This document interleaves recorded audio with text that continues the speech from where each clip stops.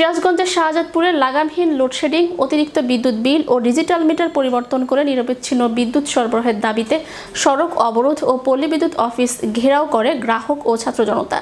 বুধবার সকাল 11টায় উপজেলার দিলরুবা বাস স্ট্যান্ড সংলগ্ন বগুড়া নগরবাড়ি মহাসড়কে এই কর্মসূচি পালন করা হয়। ঘণ্টাব্যাপী কর্মসূচি চলার সময় মহাসড়কে যানবাহন চলাচল বন্ধ ছিল। তাৎক্ষণিক ঘটনাস্থলে স্থানীয় পুলিশ ও সেনাবাহিনী এসে পরিস্থিতি নিয়ন্ত্রণে আনে। গ্রাহক ছাত্র জনতা তাদের দাবি সংশ্লিষ্ট মন্ত্রণালয়ে পৌঁছানোর জন্য ডিজিএম মোহাম্মদ আজিজুল ইসলামের কাছে স্মারকলিপি পেশ করবেন। সিরাজগঞ্জ পল্লী বিদ্যুৎ সমিতি 1-এর deputy general manager Mohammad Azizul Islam বলেন, গ্রাহকদের প্রতিটি সমস্যা আমি আমলে নিয়েছি এবং দ্রুত এই সমস্যা সমাধানের চেষ্টা করব। আগে আছে 250, আর এখন আসে 600-700। আগের যে কাটা মিটার ছিল ওইটাই ভালো, আর ডিজিটাল মিটার এটা ভালো না।